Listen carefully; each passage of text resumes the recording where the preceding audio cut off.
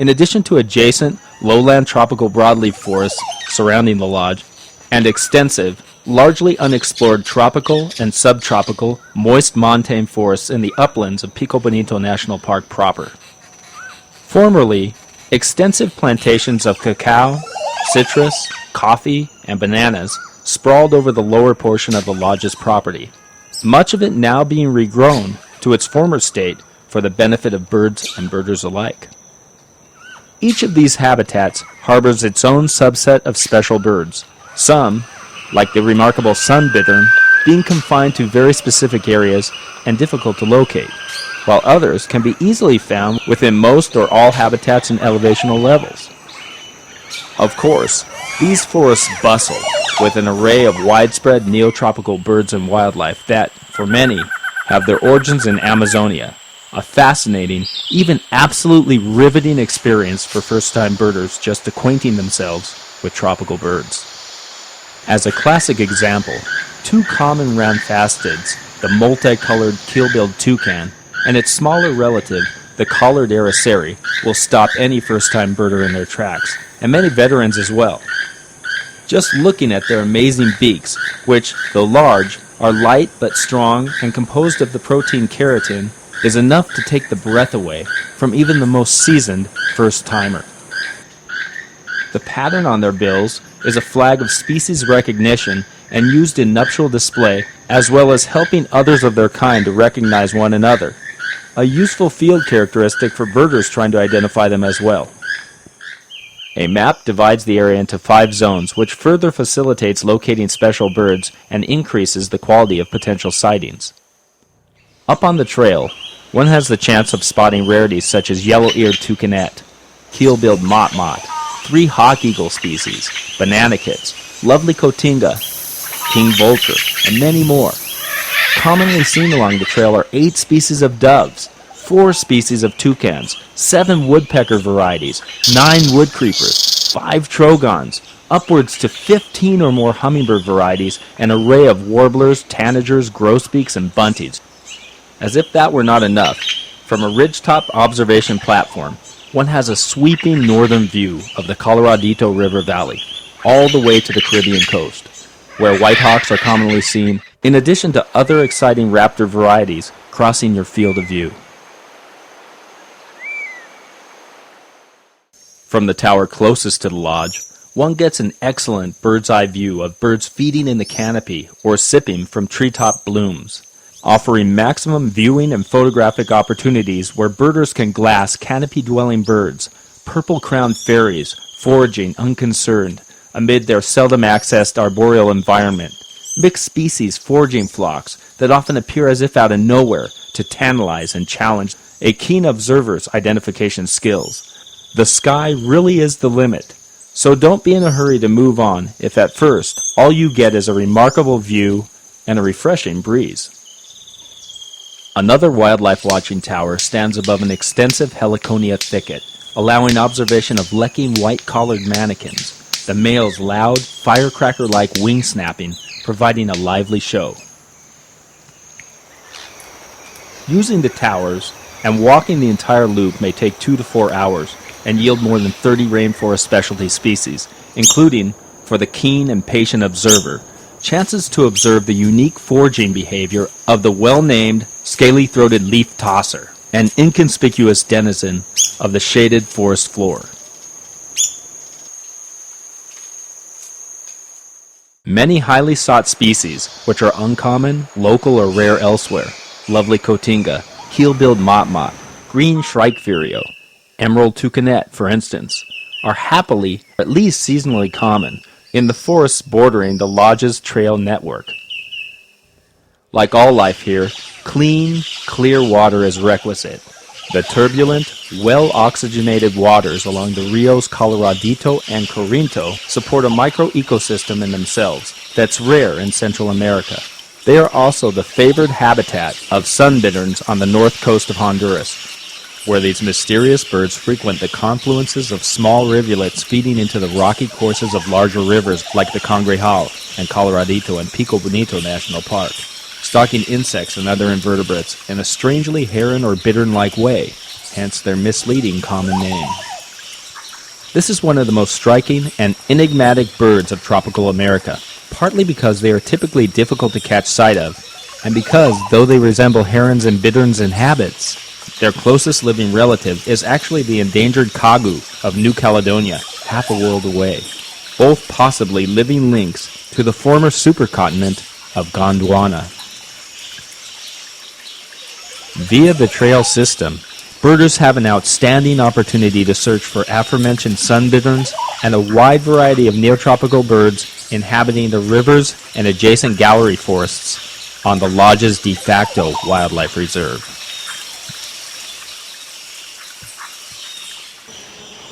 There is even a Montezuma oropendula colony that bursts with activity during the nesting season on the newly purchased property across the west bank of the Rio Coloradito, accessible with the help of one of the Lodge's succinct naturalist and birding guides. Colonial nesters, these largest of the family Icteridae in northern Central America, which also includes orioles and blackbirds, build impressive pendular nests in prominent trees and are themselves among the most interesting, representative, and impressive regional birds. But that doesn't stop them from kleptoparasitic antics, such as stealing nesting material from their neighbors' nests during the breeding season, beginning in February.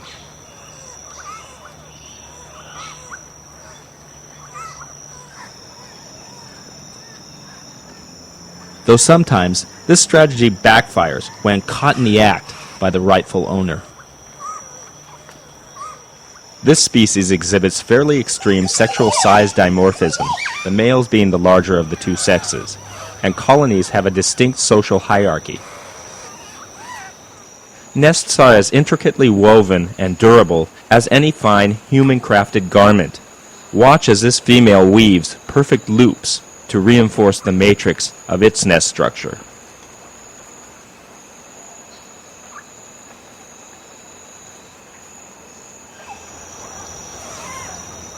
By day, and sometimes even at night, during the summer months, the primordial bellows of these amazing birds, one of the most hypnotizing and distinctive Central American sounds, rings from the enormous canopy tree standing above the future site of a still unnamed research center on that property. Along the 2-kilometer entrance road and plantation areas that border it are found yet another set of interesting birds. Parrots of up to 6 species take advantage of flowering and fruiting trees, olive-throated parakeets and white-crowned parrots being the most abundant, as they scream by in flocks of as many as 50 or more. Ruddy crake and little tinamou commonly call from hiding places in the tall grasses around the butterfly farm. Brown jays consistently vocalize, and if you pay attention, they might give away the presence of a perched raptor as they mob the predator from a safe distance. Of course, they may turn the tables on birders themselves, giving away their whereabouts to shy raptors and other forest birds, foiling even the stealthiest approach. During the crepuscular hours, ferruginous pygmy owls call continuously as melodious blackbirds sing their distinct melodies in the open ecotones amid the former citrus and cacao plantations, while solitators chuckle from their hiding places within the bushes. And then, there's the ever-present great kiskadee, whose distinctive onomatopoetic vocalizations soon become familiar to birders who spend any amount of time in Latin America, helping differentiate these colorful tyrant flycatchers from two similar-looking, derby-headed relatives, the smaller social and larger boat-billed flycatchers. In the evening, common parroquets, great potus, nightjars, and owls rule the night skies in pursuit of nocturnal insects, mammals, reptiles, and amphibians. Among the largest resident neotropical species is the spectacularly plumaged black and white owl, which is commonly heard and sometimes seen throughout the tropical lowland forests surrounding the lodge and cloaking the slopes of the Nombre de Dios range. A walk, starting around 7 a.m. in the plantation areas, followed by an investigation of the forest trail system, can yield from 40 to 60 species or more.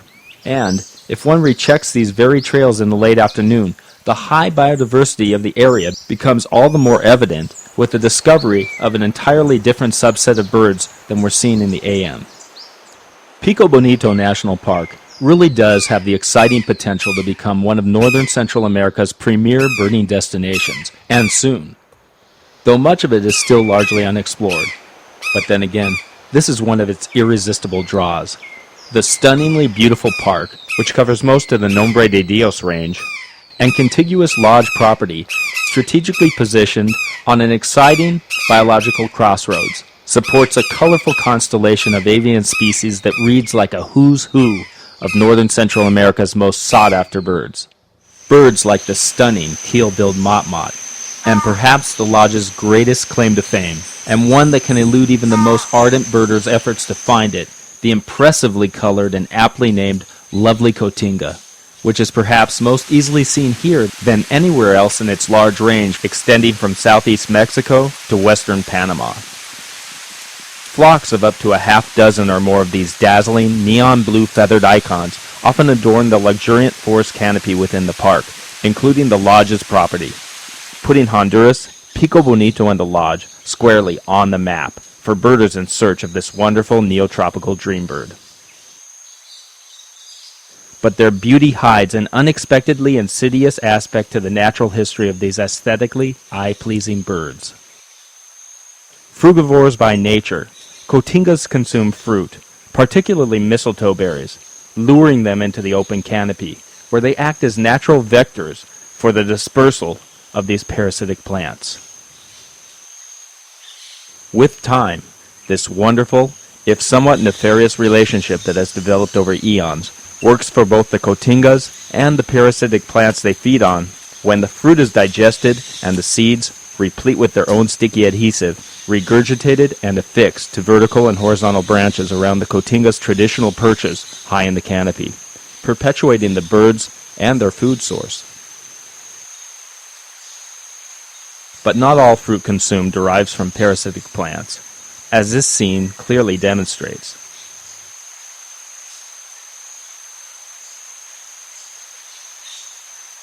After feeding, much of the lovely cotinga's day is spent quietly nestled in canopy foliage, especially on a sunny day, which is one reason catching sight of one can be a challenging undertaking, despite their vibrant color, though they seem to enjoy direct exposure to mist and light rain.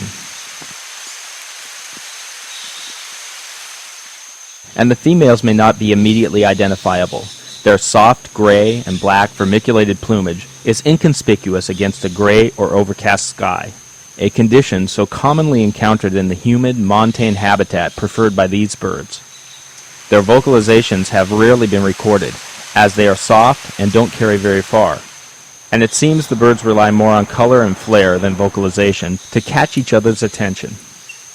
Listen carefully to see if you can detect the soft, flat rattles and pipping vocalizations uttered by the male, especially upon takeoff while making sallies for fruit hanging from terminal buds and branches.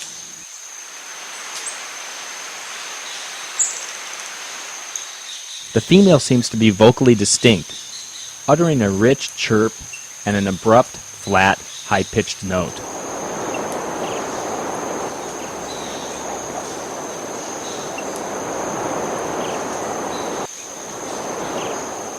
However spectacular, lovely cotingas are just the tip of the iceberg, where Pico Bonito's special birds are concerned.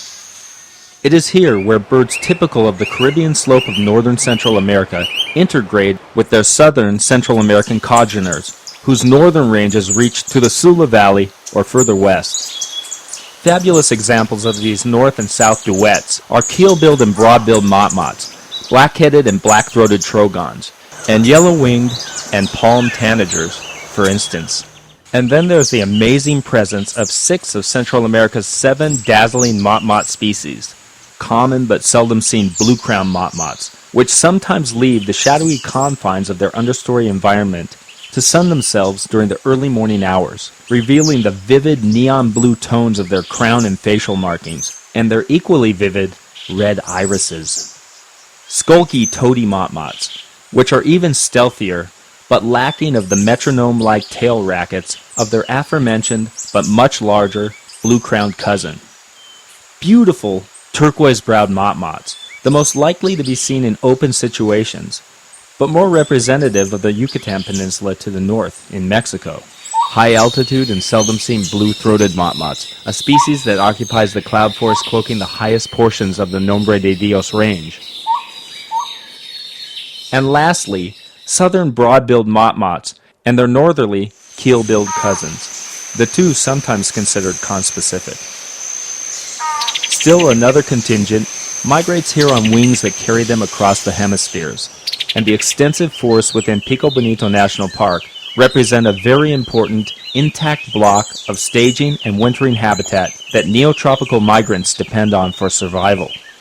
These rich, lushly vegetated slopes support extensive broadleaf forests, crucial wintering habitat for these so-called neotropical migrants that nest north into the United States, Canada, or Alaska, but winter in southern Mexico, south into Central America.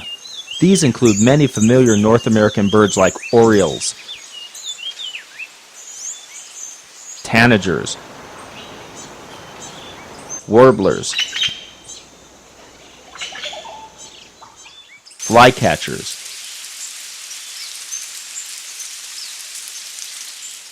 grosbeaks, just to name a few. For example, from August to March, one can observe impressive numbers of migratory birds which, like the olive-sided flycatcher, are either passing through on their journey south, or, as with the wood thrush, Baltimore oriole, summer tanager, and others, are residing here temporarily in order to escape the harsh winter extremes that prevail then on their breeding grounds in northern North America. Yet another sign of Pico Bonito's role as a bridge between continents. But not all winter visitors are long-distance migrants fleeing the brutal winter conditions in northern North America. Likewise, during the winter months, when temperatures in the adjacent highlands also fall, a host of altitudinal migrants descend, seeking more favorable conditions in the tropical lowlands where the lodge is located. It's at this time that birders thrill to the presence of blue-crowned chlorophonias feeding on mistletoe berries, and when stunning, yellow-eared toucanets make occasional appearances, as do others, such as this striped-tailed hummingbird, which made its first appearance on the lodge's trail system during the winter of 2007 and 8. Who knows? You may be the next to add to the exciting, ever-growing list of recorded species. Increasingly, one of the lodge's primary aims is to provide a comfortable base for ornithological exploration and scientific discovery adjacent to and within this special park. And its expansive property is, indeed, a de facto wildlife sanctuary unto itself. The lodge at Pico Bonito, in recognition of the fact that much remains to be learned and preserved here, has purchased 150 acres to the west of the Rio Coloradito with full intent to reforest and restore it in order to counter future losses of lowland forest to agricultural expansion and for scientific discovery. To find ways for the lodge to improve local awareness and support for this treasure trove of biodiversity, there are plans to create a research center on the new property, where visiting students, scientists, and birders will be able to uncover the hitherto little-known natural history of one of the healthiest, still mostly unroaded, broadleaf tropical and montane forest ecosystems known in the region today, through in-depth investigation and life history studies of the multitudes of avian inhabitants on this property and their critically important neotropical habitats. The nearby, bird-rich Cuero Isolado Wildlife Refuge, comprising some 35,000 acres, offers extensive wetland and coastal mangrove habitats. A thorough study of both areas would probably render more than 500 bird species, possibly 600. The lodge has recorded a respectable 425. This awe-inspiring profusion of living things is